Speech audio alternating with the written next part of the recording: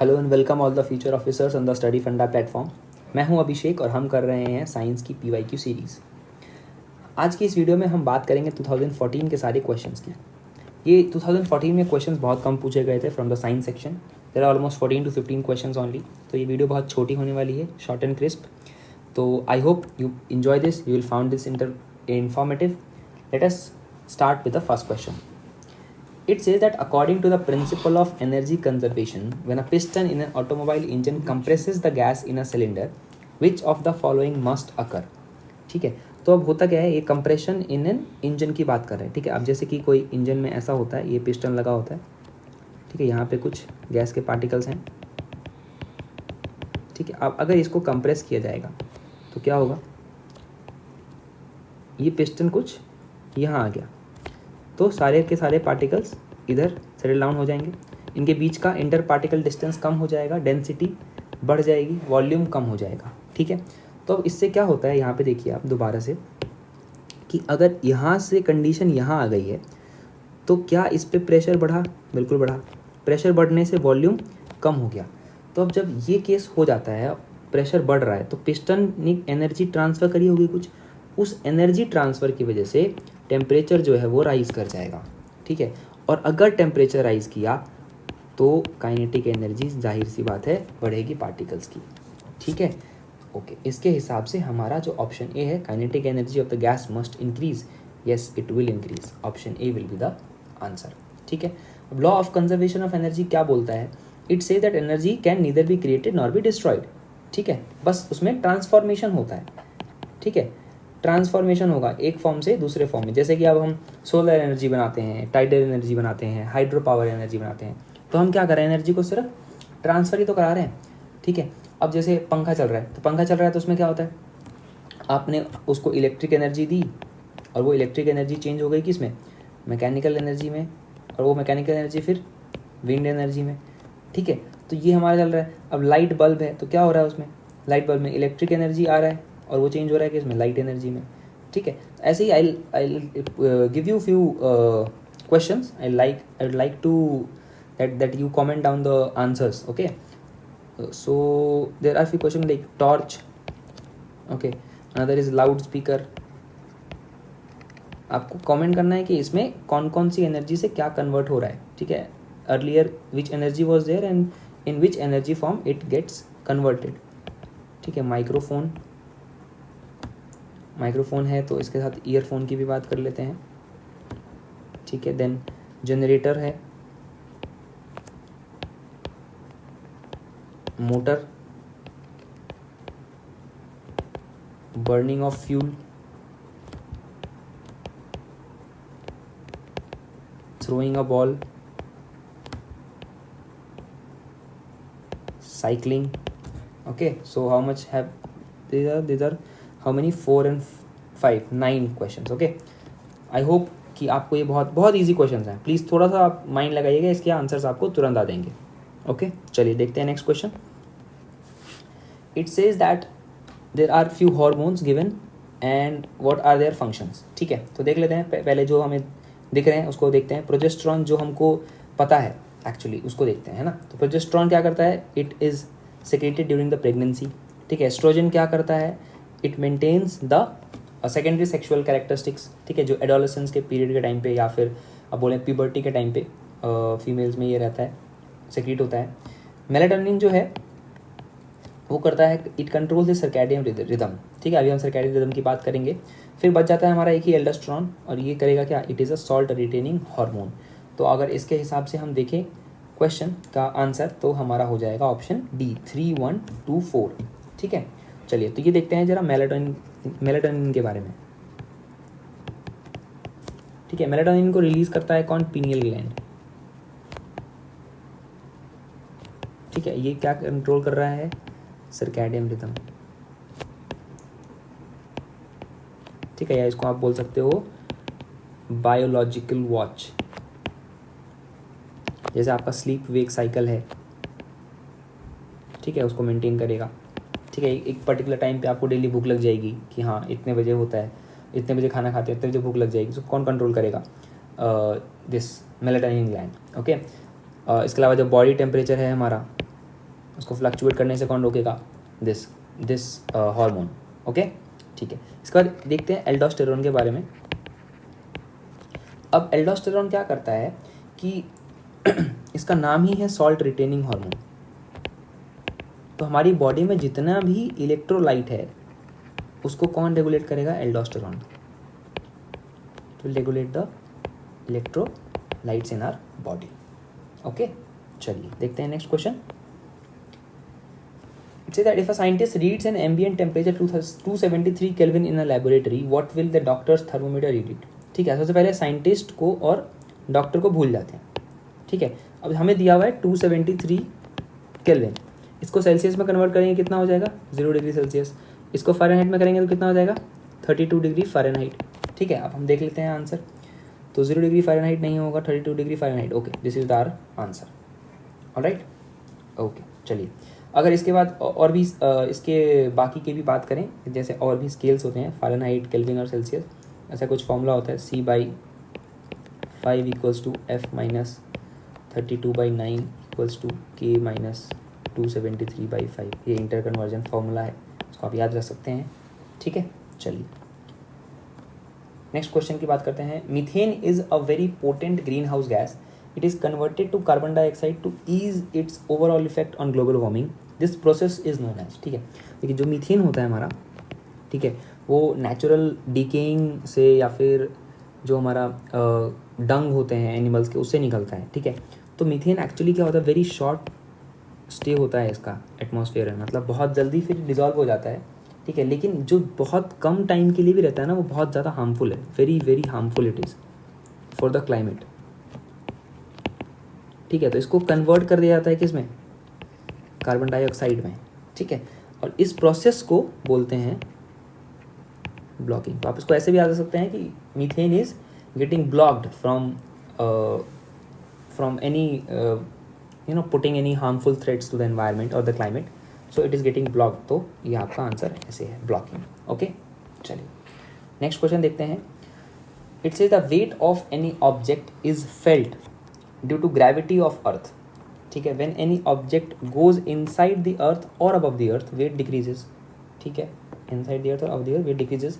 It will weigh minimum when an object is placed at. Okay, ठीक है, तो अब देखिए, अगर ये है हमारा अर्थ का सरफेस, ठीक है, सरफेस, तो ये है हमारे पोल, ये नॉर्थ पोल हो गया, ये साउथ पोल हो गया। पोल्स पे जो वेट होता है बॉडी का वो मैक्सिमम होता है। ठीक है, अगर आप जनरल फॉर्मूला देखेंगे तो वेट इक्वल टू होता है mg, इसमें से मास क्या है? कांस्टेंट, लेकिन g तो वेरी करता है, और g का फॉर्मूला क्या है? Gm/r²। ये r क्या है? रेडियस। ठीक है, अब इन्वर्सली प्रोपोर्शनल है, हमें पता है अगर सेंटर से देखा जाएगा, इक्वेटर का जो रेडियस है वो ज़्यादा है और पोल्स का रेडियस कम है। तो अगर यहाँ पे जो g है वो रेडियस से इन्वर्सली प्रोपोर्शनल है, तो पोल पे g की वैल्यू ज़्यादा होगी और इक्वेटर पे g की वैल्यू कम होगी। ठीक है, और इसकी वजह से जो वेट होगा इक्वेटर पे मिनिमम होगा और पोल्स पे मैक्सिमम होगा। ठीक है, तो ये कॉन्सेप्ट मुझे लग रहा है आपको समझ में आ गया है।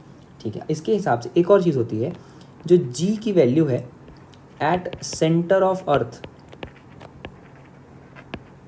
ठीक है, सेंटर ऑफ अर्थ मतलब ये, ठीक है, ये क्या है? 0, यहाँ पे 0 हो जाता है। ठीक है, यहाँ पे एकदम 0 है, तो यहाँ पे अगर g 0 है तो मतलब वेट भी क्या हो जाएगा? 0। इसके अलावा जो भी कोई सैटेलाइट ऑर्बिट कर रहा होता है अर्थ का, यहाँ पे मान लेते कोई सैटेलाइट है,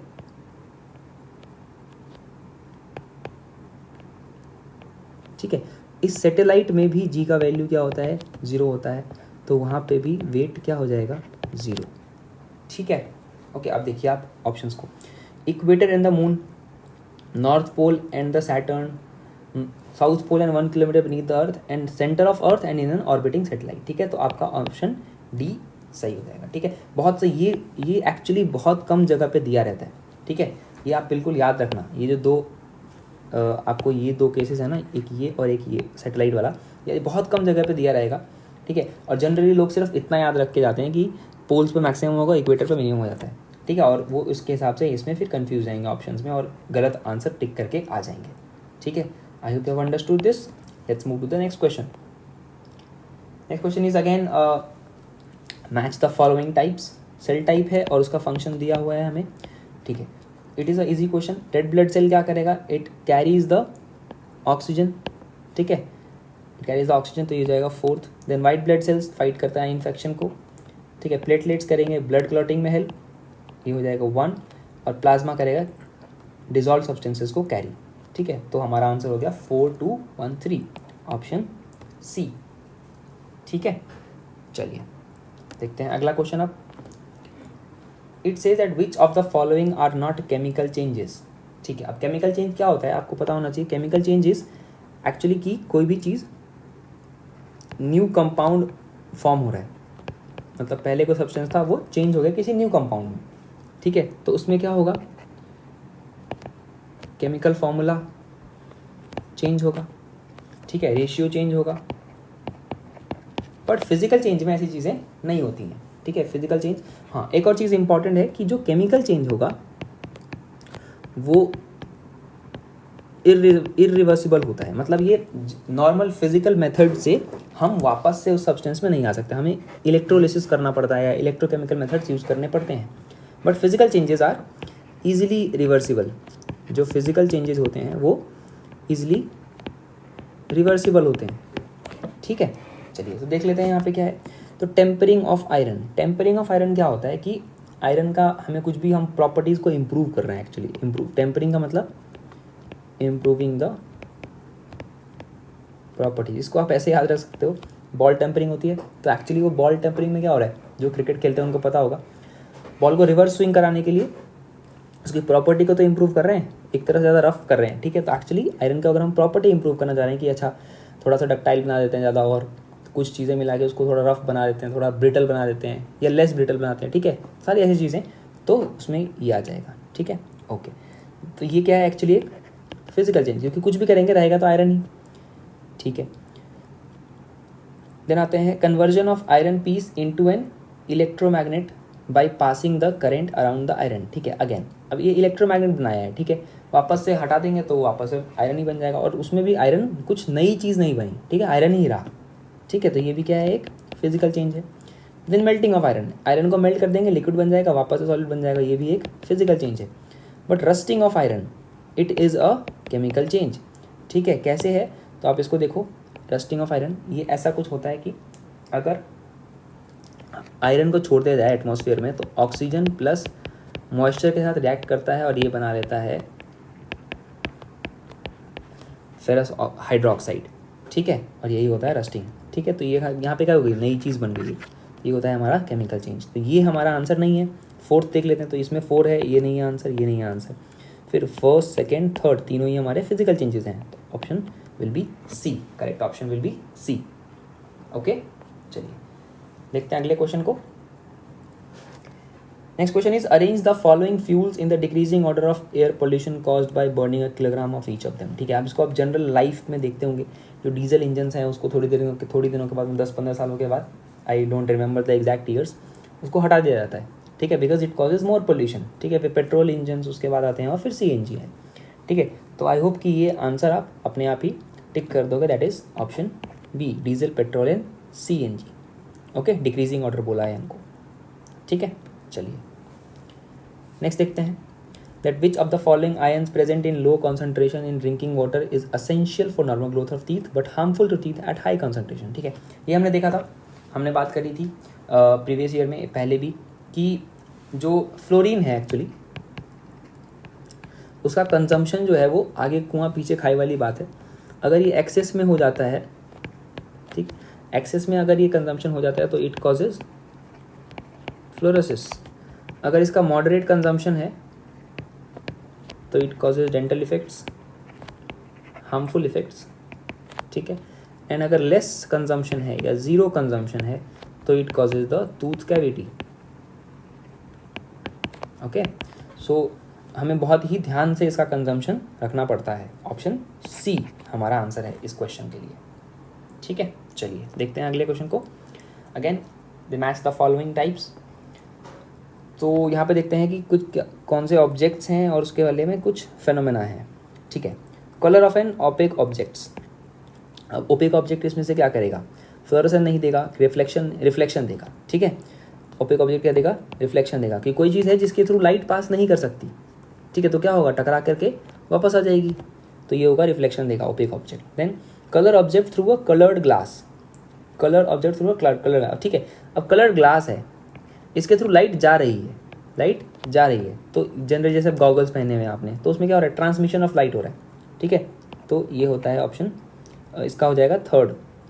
देन आते हैं bending of image of A rod partially dipped in water. ठीक है, अब जैसे वाटर में कुछ हम डिप करके रखते हैं, यहाँ पे पानी है, अब यहाँ पे इतना कोई रॉड रखा। ठीक है, अब ये रॉड यहाँ तक हमें ऐसे दिखनी चाहिए, बट हमको वो दिखती है इधर। ठीक है, क्योंकि रिफ्रैक्शन की वजह से। तो सी का है fourth. And shining observe when one steps on an earth form, तो ये तो फ्लोरेसेंस प्रॉपर्टी है। ठीक है, हमारा क्या हो जाएगा 2 3 4 1 जो है वो आंसर हो जाएगा।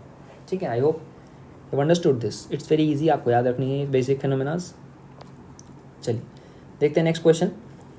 Question number 116, which of the following lamps contains a poisonous gas and therefore should be disposed safely. ठीक है, अब ये लैम्प जो है वो लैम्प है हमारा कॉम्पैक्ट फ्लोरेसेंट लैम्प। ठीक है, इसमें क्या क्या होता है, इसमें ना मरकरी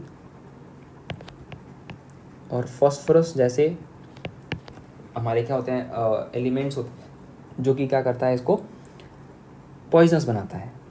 ठीक है, इसमें से क्या निकलता है, यूवी रेज निकलने लग जाते हैं। ठीक है, चलो, और इसकी वजह से इसके यूजेस कई जगह बैन भी हो गए। ठीक है, और इसकी वजह से अब क्या आ गया है हमारे मार्केट में, लाइट एमिटिंग डायोड। अभी आप हर घर में देखोगे तो एलईडी लाइट्स होती हैं। ठीक है, तो अगर आप देखोगे तो पहले CFL होती थी, अब एलईडी होती है। ठीक है, इसका अगर डिफरेंसेस हम कुछ देख लें तो CFL की लाइफ जो है वो यूजुअली 8000 घंटे की होती है और एलईडी की होती है 50,000।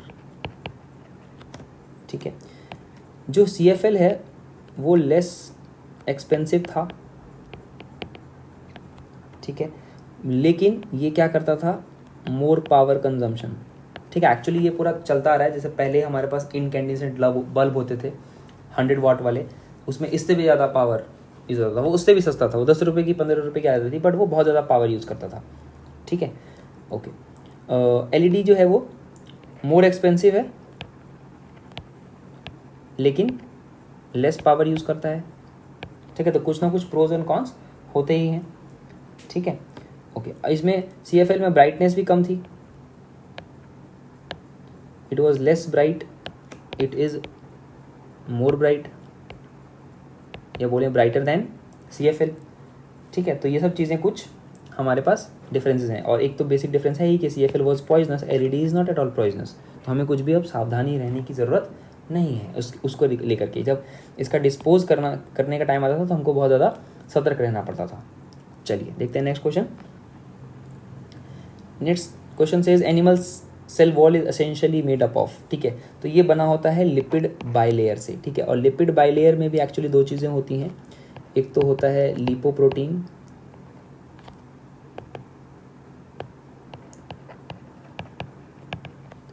और एक होता है कार्बोहाइड्रेट।